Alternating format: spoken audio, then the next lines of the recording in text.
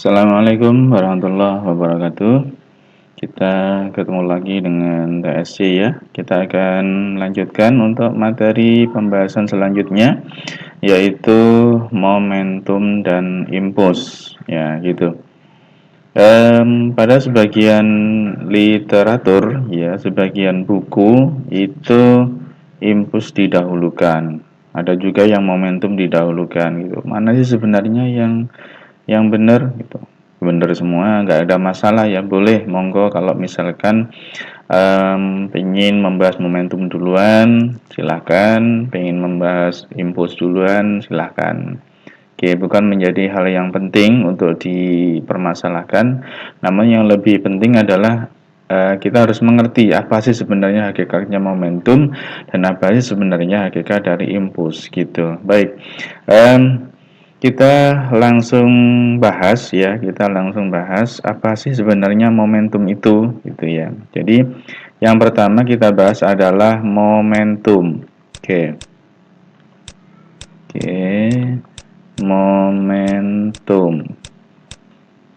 Nah, momentum itu sebenarnya adalah hasil ya, hasil perkalian antara besaran fisis yang kita tentunya nggak asing ya, kita tentunya sudah lama mengenal gitu. Yang namanya momentum itu yang pertama kita harus kenali, dia dilambangkan dengan P kecil. Nah gitu, dia dilambangkan dengan P kecil. Nah, momentum ini sama dengan C hasil kali massa C ya. Jadi saya tuliskan massa dikalikan dengan kecepatan. Nah, gitu. Massa dengan kecepatan. Nah, berarti bahwa P itu adalah M dikalikan dengan V. Nah, inilah rumusan awal yang kita katakan sebagai momentum. Nah, massa dan kecepatan ini di awal sudah pernah kita bahas kaitannya dengan energi kinetik ya, energi kinetik. Nah, kenapa ini kita bahas lagi? Ya, kita bahas lagi karena pada peristiwa fisika itu ada banyak hal yang tentunya salah satu yang penting yang harus diperhatikan adalah atau yang sering terjadi dan sering kita amati adalah terjadinya tumbukan atau benturan boleh ya gitu. Ini terkait dengan momentum nantinya gitu. Oke, kita lanjut. Massa itu satuannya adalah kilogram, gitu kan ya. Jadi massa ini satuannya adalah kilogram, sementara kecepatan itu satuannya adalah meter per sekon, gitu. Nah, sehingga momentum ini punya satuan kilogram, itu meter per sekon. Ini satuan dari momentum, gitu. Nah, momentum itu merupakan besaran vektor, gitu ya.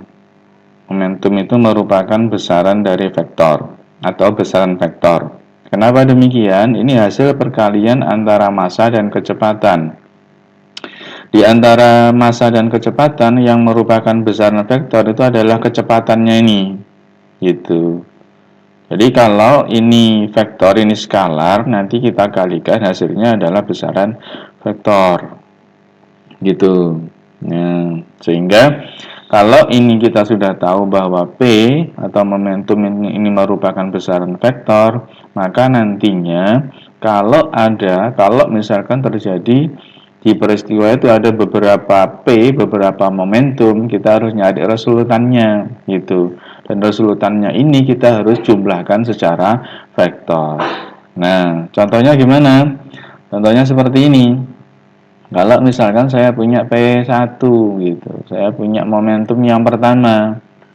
Tuh, ini oke, saya tulis seperti ini kita beri nama P1. Ini adalah momentum yang pertama. Sementara saya juga punya momentum benda yang kedua, misalkan ke situ. Oke, itu. Nah, ini kita beri nama P2. Nah, gitu.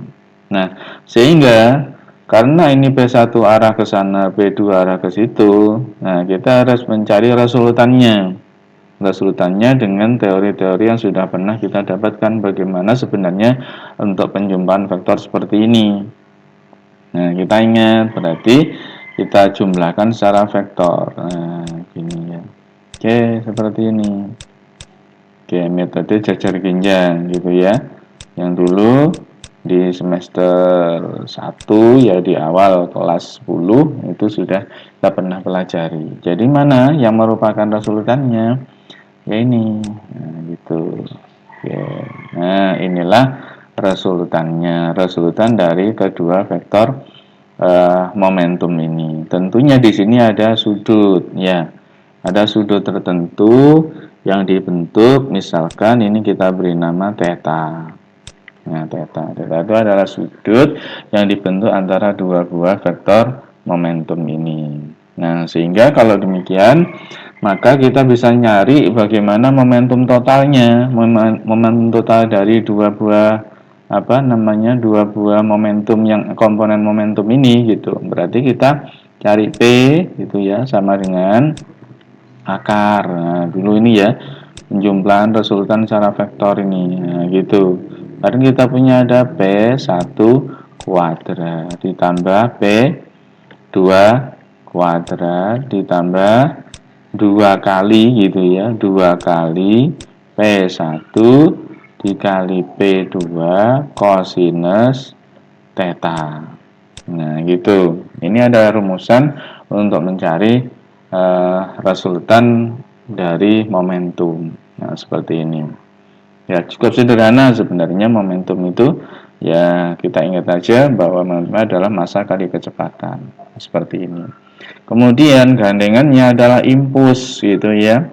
Jadi gandengannya saya letakkan di situ impuls. Oke, impuls. Nah, impuls. Nah, apa itu impuls? Ya, impuls yang dilambangkan dengan I. Ya, impuls itu dilambangkan dengan I. Itu merupakan hasil kali antara gaya dengan selang waktu. Gaya dikali dengan delta T. Nah, sama juga seperti ini tadi, gaya ini merupakan besaran vektor, sementara delta T itu adalah waktu yang merupakan besaran skalar. Nah, gitu.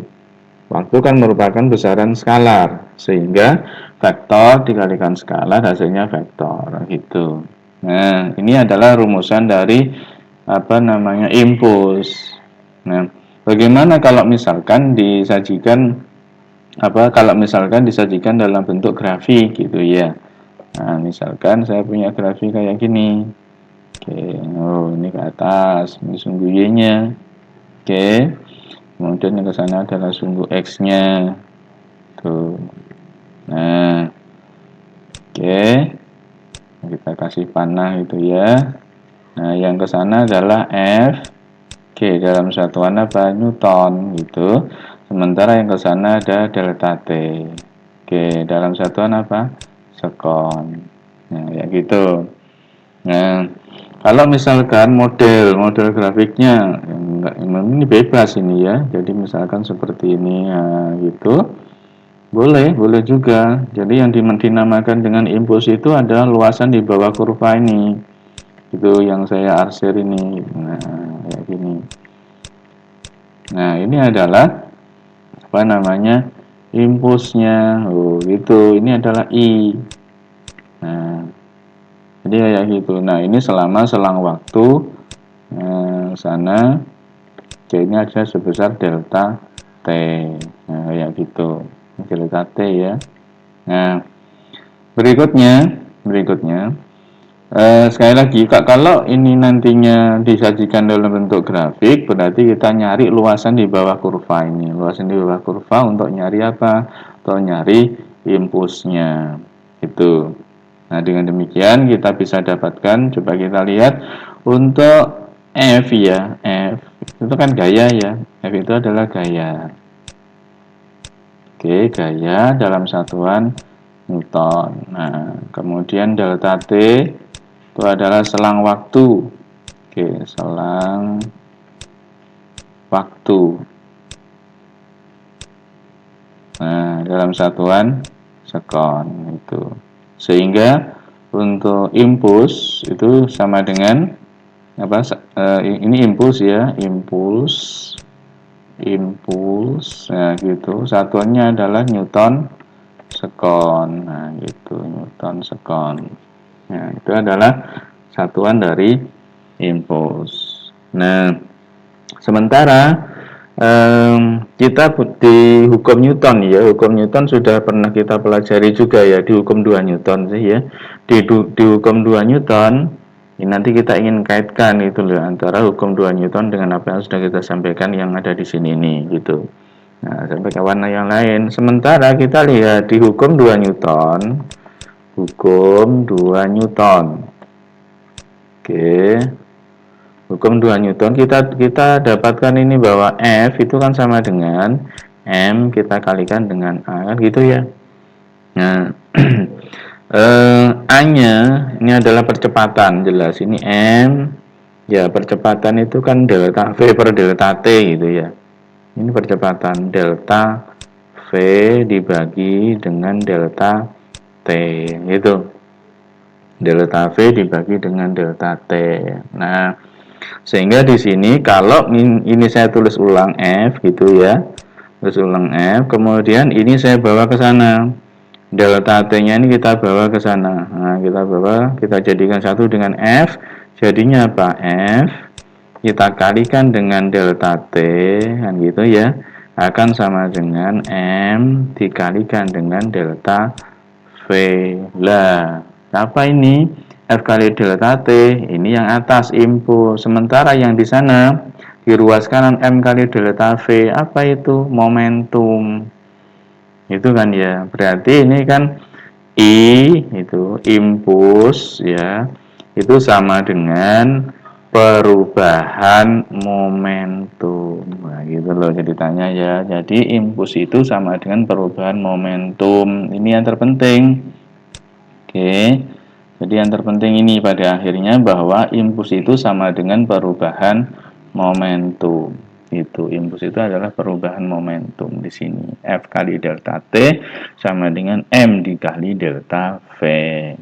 Itu. Nah, kemudian bagaimana tentang hukum-hukum yang berlaku pada peristiwa momentum dan impuls ini? Ya, kalau di awal kita punya hukum kekekalan energi ya, hukum kekekalan energi. Sekarang kita punya hukum kekekalan momentum. Karena apa? Kasusnya yang tadi awal saya sampaikan itu bahwa momentum itu seringkali diaplikasikan untuk meneliti terjadinya benda-benda yang sedang bertumbukan gitu ya, sedang berbenturan ya gitu. Nah, sehingga sekilas ya nanti akan kita bahas pada tutorial berikutnya bagaimana sih sebenarnya aplikasi dari momentum dan impuls itu. Sekilas saya sampaikan ini ya untuk hukum kekekalan momentum. Oke, hukum kekekalan. Oke. Hukum kekekalan momentum. Nah gitu di hukum kekekalan momentum. Oke, kita dapatkan bahwa momentum awal itu sama dengan momentum akhir gitu. Kalau misalkan ada kasus begini ya, intinya momentum awal sama dengan momentum akhir yang ini nanti kasusnya seperti ini misal. Oke ya, ada dua buah benda. Oke, ada dua buah benda ini lantai ya. Oke, ini lantai.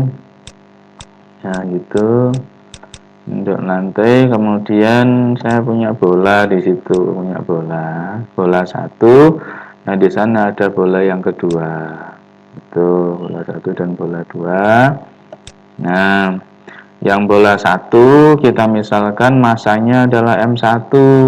Oke. M1, kemudian ini masanya adalah M2, nah gitu. Nah, M1 itu bergerak ke kanan, M1 bergerak ke kanan, oke, gerak ke sana tuh gitu ya, dengan kecepatan sebesar V1.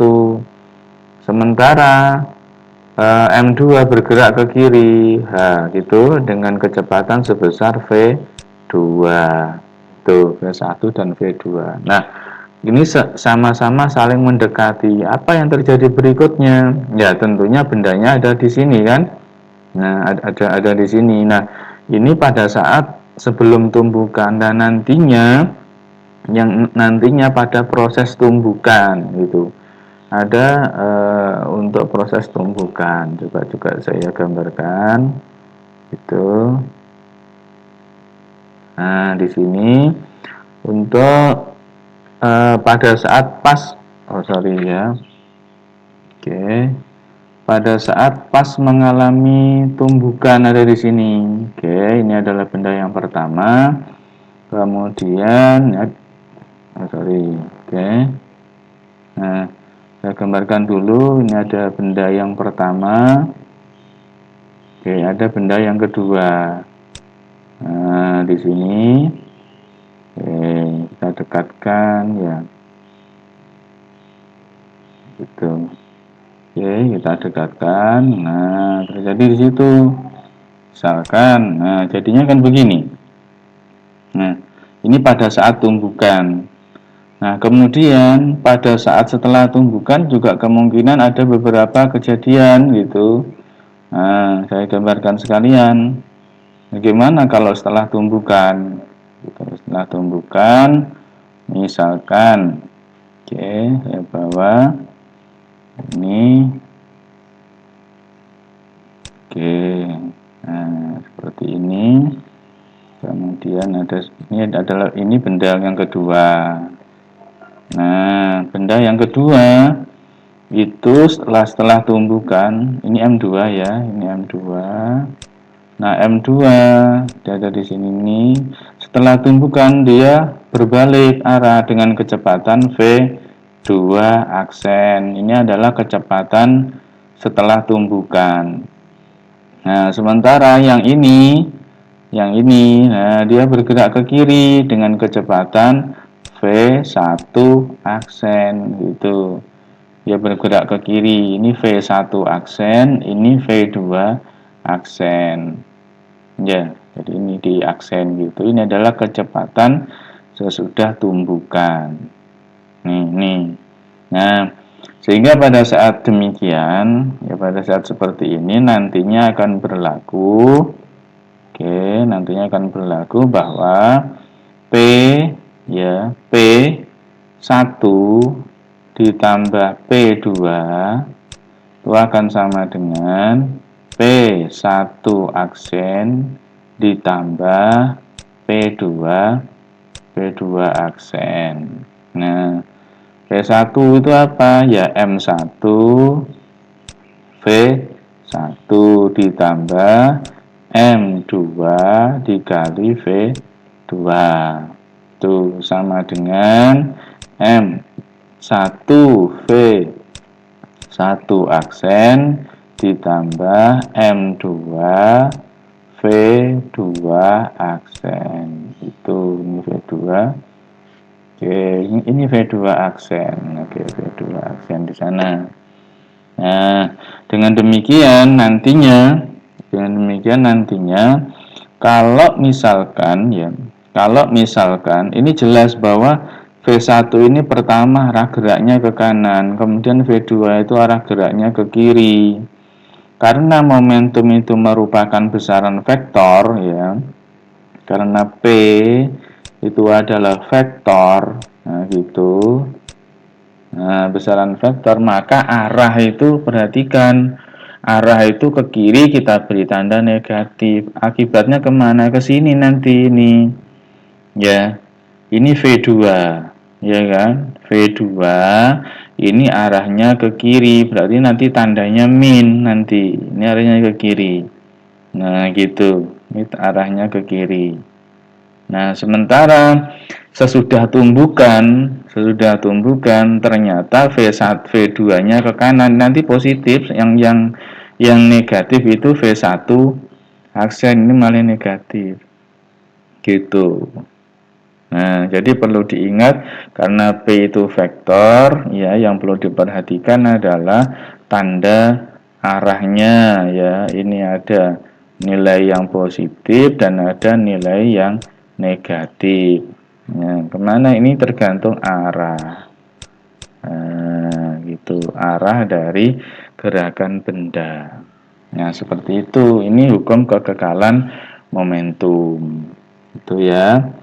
Nah, bagaimana untuk hukum kekekalan energi kinetiknya? Karena dia punya massa dan punya kecepatan. Nah, energi kinetiknya juga berpengaruh gitu ya. Jadi ada juga dia punya hukum kekekalan energi kinetik, ya, hukum kekekalan energi kinetik. Energi kinetik, ya, hukum kekekalan energi kinetik. Nah, di situ yang nantinya akan memunculkan satu besaran fisis lain yang kita namakan dengan koefisien restitusi. Ini nanti memunculkan yang namanya koefisien restitusi. Ya, jadi coba saya tuliskan ini koefisien restitusi. Nah, yang dilambangkan dengan E kecil. Nah, ini E kecil. Ya, nah, koefisien restitusi itu merupakan itu merupakan nilai negatif, ya, negatif dari perbandingan antara beda kecepatan kedua benda yang bertumbukan sesaat sesudah tumbukan, beda kecepatan. Ya, tapi kecepatan setelah tumbukan. Kalau saya tulis jadi begini. Ini pernya saya tulis duluan, ya, buka kurung, ya, V 1 aksen min V2 aksen, saya tutup kurungnya. Nah, ini dinamakan beda kecepatan setelah tumbukan, karena kalau setelah tumbukan kan ada aksennya kan tadi, ya, ini 1 dan 2 gitu.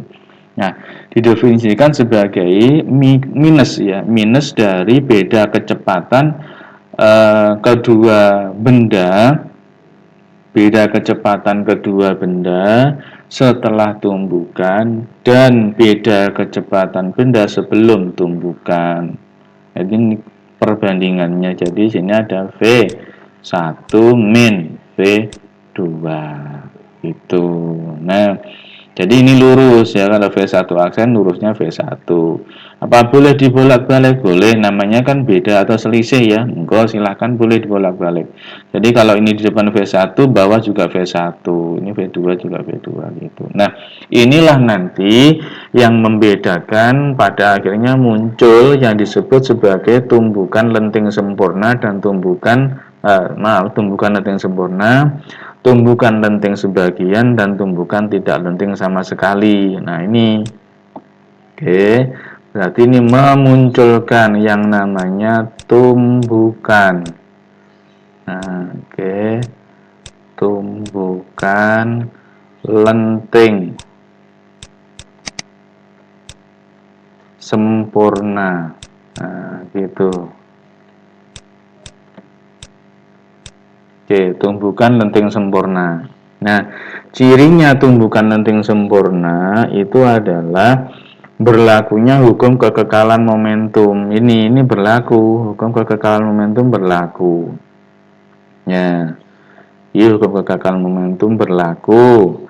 Terus, apakah hukum kekekalan energi kinetik juga berlaku? Iya, karena nanti akan memunculkan koefisien restitusi ini. Ya, jadi saya tulis ulang. Untuk tumbukan lenting sempurna, pertama berlaku hukum kekekalan momentum, ya, HKM. Yang kedua, berlaku hukum kekekalan energi energi kinetik. Oke, hukum kekekalan energi kinetik.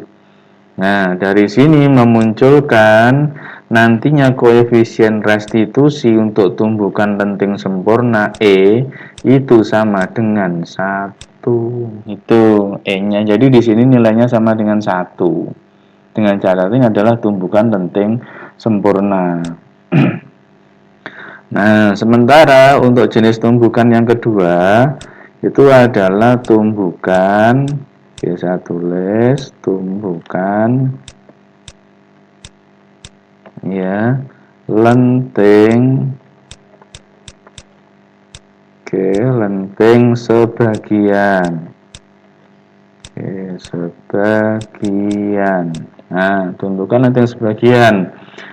Apakah hukum kekekalan momentum berlaku? Ya, itu ya jawabannya. Ini adalah berlaku hukum kekekalan momentum.